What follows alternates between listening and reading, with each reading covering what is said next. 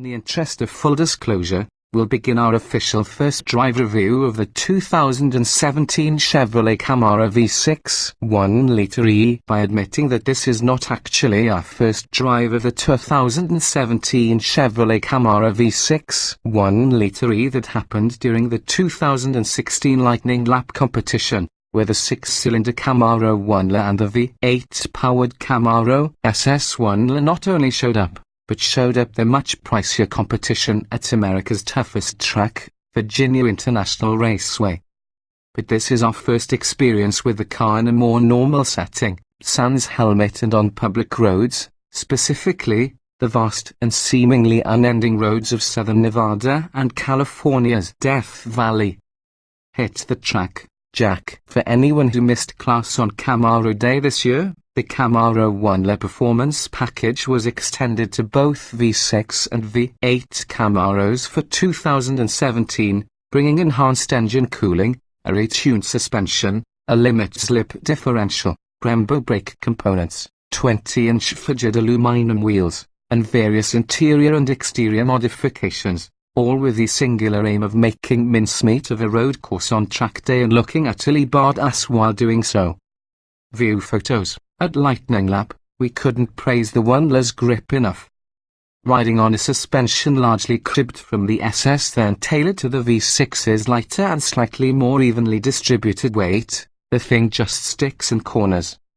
Chevy claims that the 1-liter's 24540ZR20 front and 27535ZR20 rear Goodyear Eagle F1 asymmetric 3 run-on flat tires can hold on to curves to the tune of 0.97 grams, but we've seen 0.98 grams in a heavier V8 Camaro with those same tires on long-term Camaro SS. So don't be surprised if Chevrolet's claim turns out to be conservative once we test the car ourselves.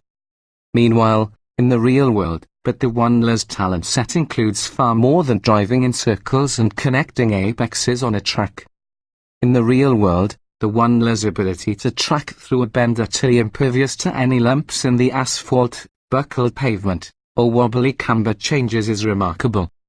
The steering is weighty and immediate, serving up loads of feedback through the micro-sugar-drapped wheel, thus keeping the driver ever aware of exactly what kind of ground the car is covering.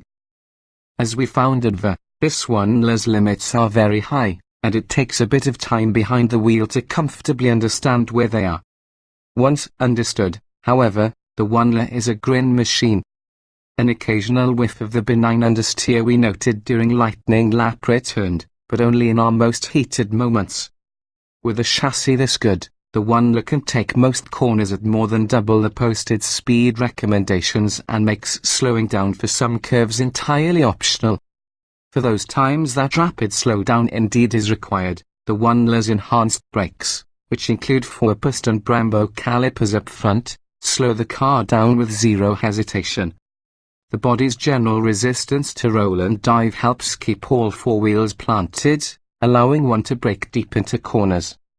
And the natural, progressive pedal action keeps the driver fully in charge of the event. View photos. 6 is less than 8. In both 1-liter models, the engine is left pretty much stock, hardly a problem with the SS's 6.2-liter V8, given its prodigious 455 horsepower and 455 lb-ft of torque. But as we noted at Lightning Lap, the V6 model's weak spot is the V6 itself. With 335 horsepower at 6,800 revolutions per minute and 284 lb-ft of torque at 5,300 revolutions per minute, the 3.6-liter 6 is the same smooth and revvy mill we've praised in other Camaros, but we're not so smitten with it in the 1-liter. Why? Because it's a 1-liter. The quickest manual-equipped 2016 Camaro V6 we've tested hit 60 miles per hour in 5.1 seconds, with a quarter-mile pass of 13.7 seconds at 103 miles per hour, which is hardly slow but is merely adequate by modern pony car standards.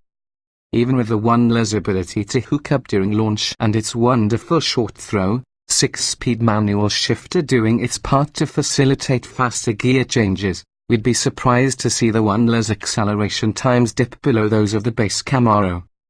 Out in the desert just as on the track, the V6 simply didn't feel strong enough.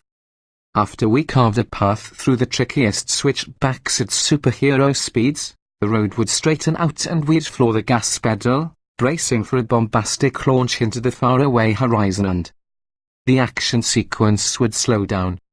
The engine would be working as hard as it could, but the slingshot never releases. The speedometer needle creeps ever so slowly up the dial, and you think, oh that's right, this one has the V6. At least it sounds good while you're caning it.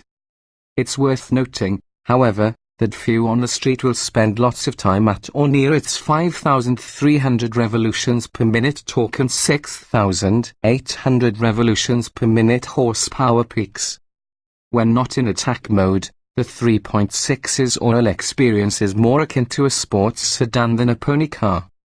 The SS1L's thundering V8 rumble is exactly what this package wants, although you'll have to part with another $11,505 above the V6 1.0's very agreeable base price of $32,895.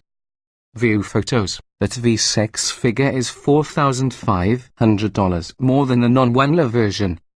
The upcharge isn't a bad deal considering the comprehensiveness of the package. Jumping up to the 2LT trim level costs another $4,500, for a total of $37,395. At that point, you're nipping on the heels of a base Camaro SS, which starts at $37,900, although the base SS gets none of the 1.0's track equipment nor its Swede-like steering wheel and short throw shifter. The SS would be quicker in a straight line and louder, however, and it's no slouch in the handling department, either. The Chevy guys think the V6 1.0 is so good that there may be a market for a 4-cylinder version, previewed by the Turbo-Autox concept seen at the 2016 SEMA show. We're not so sure.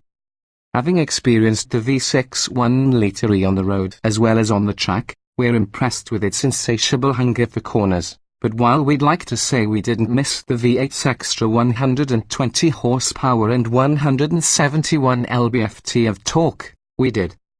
The 3.6 is a lovely engine that serves many General Motors vehicles well enough, including non-1.0 V6 Camaros, but under this car's matte black hood, it feels like a placeholder for the real engine.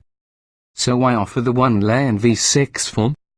Clearly, the 1.0 is at its best on the track, so maybe the best argument is that the $11,000 savings versus the SS version will buy you a whole lot of track days and plenty of replacement tires.